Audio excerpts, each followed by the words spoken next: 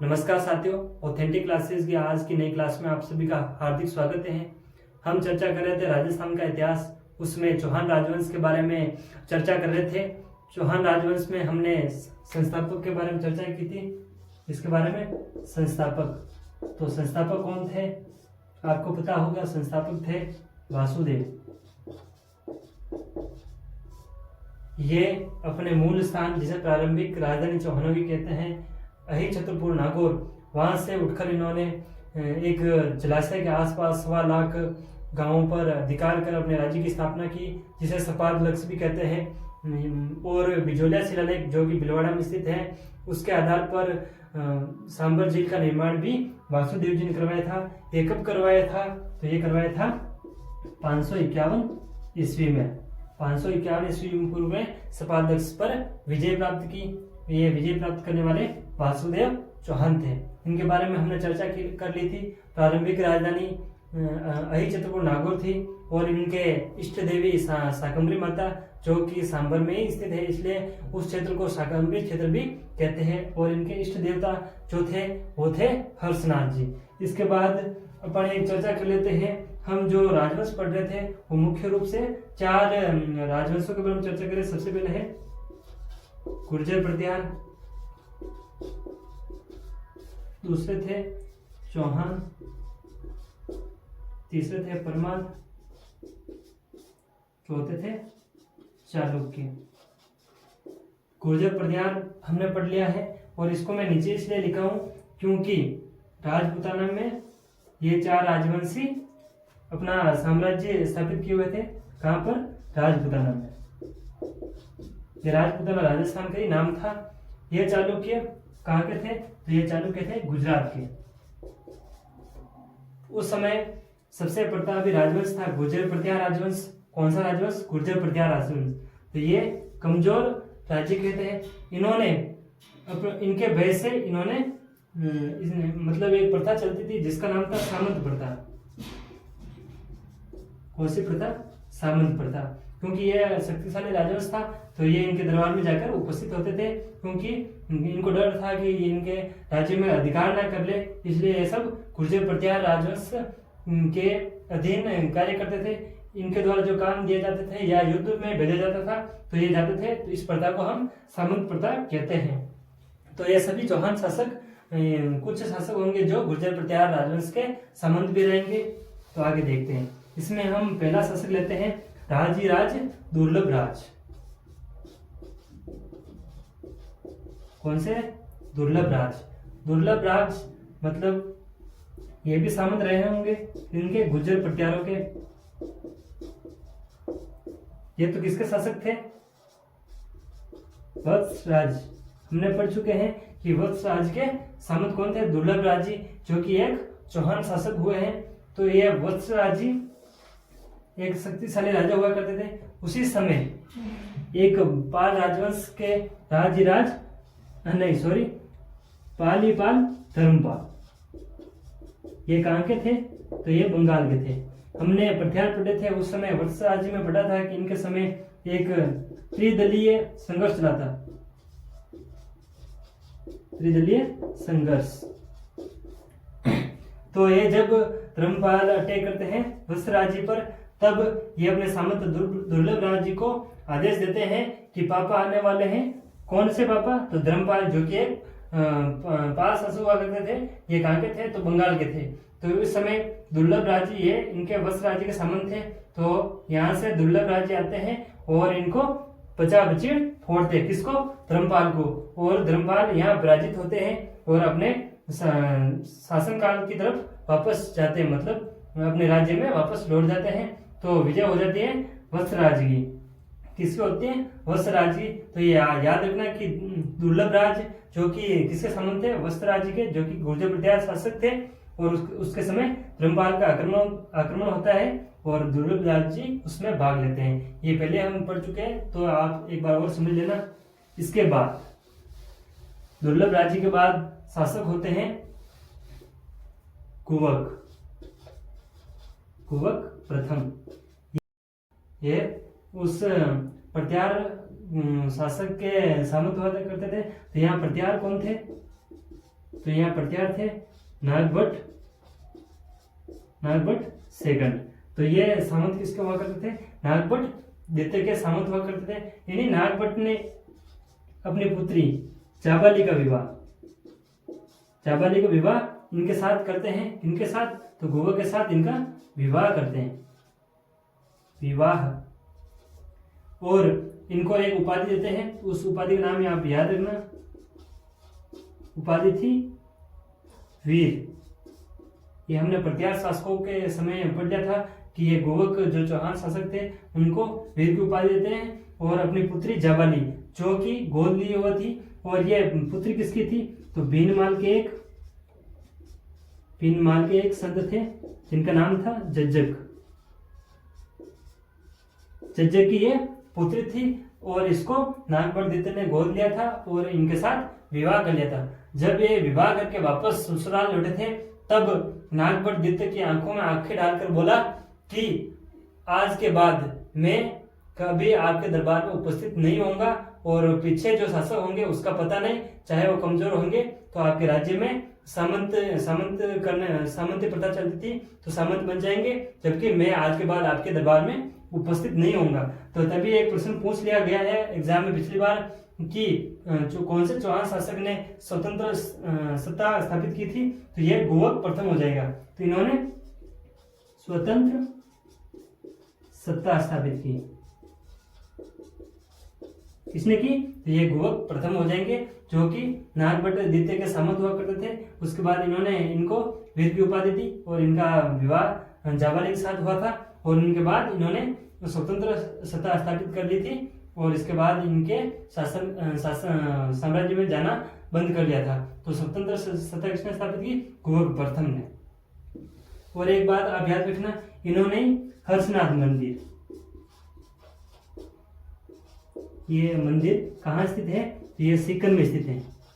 हम पढ़ चुके हैं कि ये चौहान शासकों के कुल देवता माने जाते हैं। तो इनका निर्माण स्टार्ट किसने किया? आप याद रखना, निर्माण किसने स्टार्ट किया था? हर्षनाथ मंदिर का। तो ये गोवक प्रथम हो जाएंगे, जबकि इसका पूरा काम किसने करवाया था? तो ये सिंहराज ने करवाया था, सिंहराज। निर्माण तो इन्होंने करवाया था स्टार्ट, और पूरा किसने करवाया? सिंहराज जी ने इनका निर्माण पूर्ण करवाया था। चलिए, ये आपको 4 पॉइंट अच्छी तरीके से समझ में आ गए होंगे। अगले शासक लेते हैं चंदन राज। सॉरी, मार्कर नहीं चल रहा था, शुरू कर लेते हैं। दूसरे थे चंदन राज। इनकी एक रानी हुआ करती थी जिसका नाम था आत्मप्रभा। दूसरा नाम है रुद्राणी। यह रुद्राणी योग साधना में निपुण थी। किसमें? योग साधना, मतलब ये शिव की उपासक थी। ये पुष्कर झील के निकट रोजाना 100 दिए जलाती थी। कितने दिए? सॉरी, 100 दिए नहीं, 1000 दीपक जलाती थी। कहां जलाती थी? तो ये पुष्कर के किनारे, पुष्कर झील जो कि अजमेर में स्थित है, तो वहां पर 100 दीपक कौन जलाती थी? तो ये चंदन राज की रानी हुआ करती थी जिसका नाम था आत्मप्रभा, और दूसरा नाम है रुद्राणी। ये योग साधना में निपुण थी और ये शिव जी की उपासक थी। तो आप याद रखना, किसकी रानी? चंदन राज की रानी, जिसका नाम था रुद्राणी। ठीक है, अगला शासक लेते हैं। अगला शासक आ जाते हैं जो खतरनाक शासक हुआ करते थे, उसका नाम था वागपति राज। इन्होंने अपने शासन काल में उपाधि धारण की थी। उन उपाधि को नाम क्या गया थे? तो कौन कौन सी उपाधि धारण की थी? एक तो थी बपराज और दूसरी थी महाराज।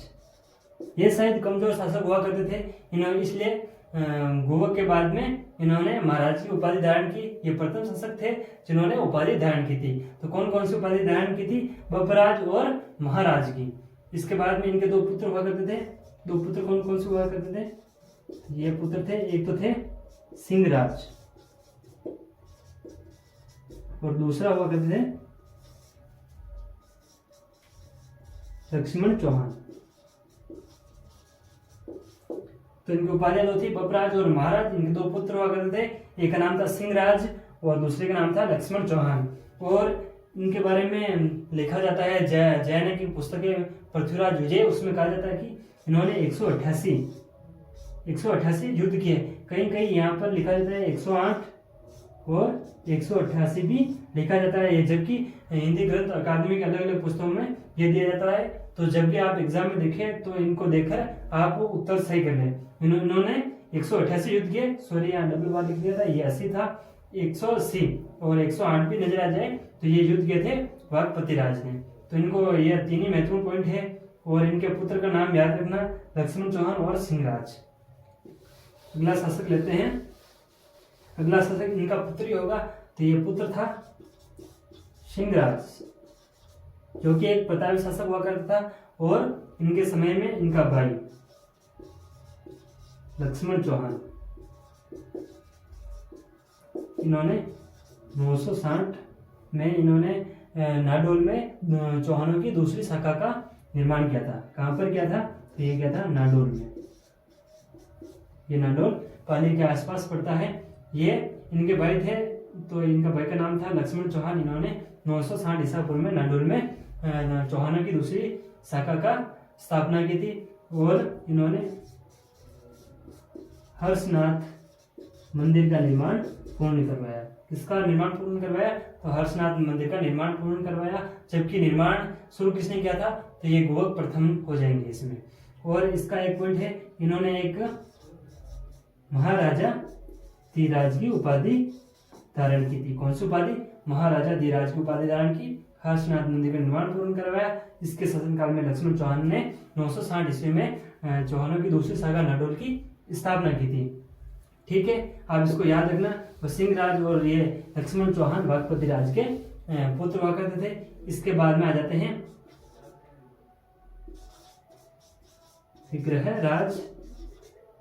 विग्रहराज द्वितीय।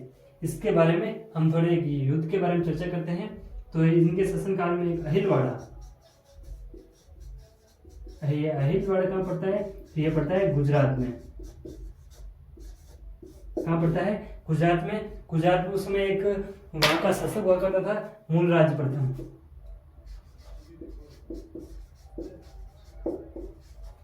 तो ये मूलराज प्रथम वहां पर योजना बनाता है कि इनको मारना है। किनको? तो चौहान शासक विग्रहराज द्वितीय को मारना है और सांबर को अपने अधिकार में करना है। तब इनको आता है गुस्सा और ये निकलते हैं वहां से सेना लेकर। कहाँ निकलते हैं? अहिलवाड़ा गुजरात में। तो सबसे पहले इन्होंने ये जब गुजरात में पहुंचते हैं, कहाँ? अहिलवाड़ा, तो ये बेटा यहाँ से निकलकर भाग जाता है। जबकि इनको पता नहीं था कि विग्रहराज द्वितीय के पास बहुत ही अच्छी नस्ल के घोड़े थे, जो कि तुरंत भागने में सफल होते थे, तेज गति में दौड़ते थे। इस समय पड़ोच में इसके साथ युद्ध होता है और इसको अच्छी तरीके से फोड़ते हैं। कौन फोड़ते हैं? विग्रहराज द्वितीय। और यहाँ पर आशापुरा माता का मंदिर निर्माण करवाते हैं। कहाँ करवाते हैं? भड़ोच में आशापुरा माता का, या आशापुरा माता का मंदिर निर्माण करवाते हैं। कहाँ पर? भड़ोच में, जो कि गुजरात में। ये जब आशापुरा माता के वहां जाते हैं कि हे माँ शक्ति दे, तो इन्होंने शक्ति दी और मूलराज को अच्छी तरीके से फोड़ा। तो कहाँ फोड़ा था? भड़ोच में। ठीक है, आप याद रख लेना विग्रहराज द्वितीय के बारे में। और इनकी उपाधि थी जिसका नाम था खुर रंजोदकर। मतलब इनके पास अच्छी नस्ल के घोड़े थे, तो और तेज गति से दौड़ते थे। तब युद्ध के मैदान में धुआं हो जाता, जैसे कि मतलब आंधी आ रही हो वैसे दिखाई देता था। तो इसलिए इनको उपाधि दी कि खुर रंजोदकर आ रहा है। तो आप याद रखना, ये परीक्षा में पूछी गई है। तो उपाधि का नाम था खुर रंजोदकर। ये किसकी उपाधि थी? तो विग्रहराज द्वितीय की उपाधि थी। ठीक है, आप ये 2-3 पॉइंट है जो आप याद रखना।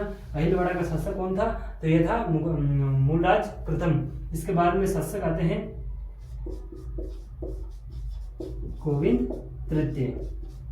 कौन आते हैं? गोविंद तृतीय। इनके शासन काल में मारवाड़ में मोहम्मद गजनी का आक्रमण होता है और ये सांबर को उस आक्रमण से बचाते हैं। मतलब सांबर में मुस्लिमों को नहीं आने देते। तो इनने इनको रोककर उपाधि धारण की थी, उसका नाम था वेरीगढ़। यह संस्कृत का शब्द है और इसका अर्थ होता है शत्रु का संहारक। याद रखना वेरीगढ़ किसकी उपाधि थी, तो ये थी गोविंद तृतीय की। ये दो ही बातें महत्वपूर्ण हैं। इन्होंने मोहम्मद गजनी को मारवाड़ से आक्रमण, जब मारवाड़ पर आक्रमण हुआ था उस समय कौन था, मूलराज पर आक्रमण होता है और ये पराजित होते हैं। उस समय सांबर का राजा कौन था, तो गोविंद तृतीय था। इन्होंने वेरीगढ़ की उपाधि धारण की थी। तो ठीक है, इसके बारे में दो ही महत्वपूर्ण तथ्य थे। इसके बाद में आ जाते हैं पृथ्वीराज फर्स्ट आते हैं और इसके बारे में एक महत्वपूर्ण तथ्य है कि मतलब ये तुर्कों के सहारक इनके तुर्कों के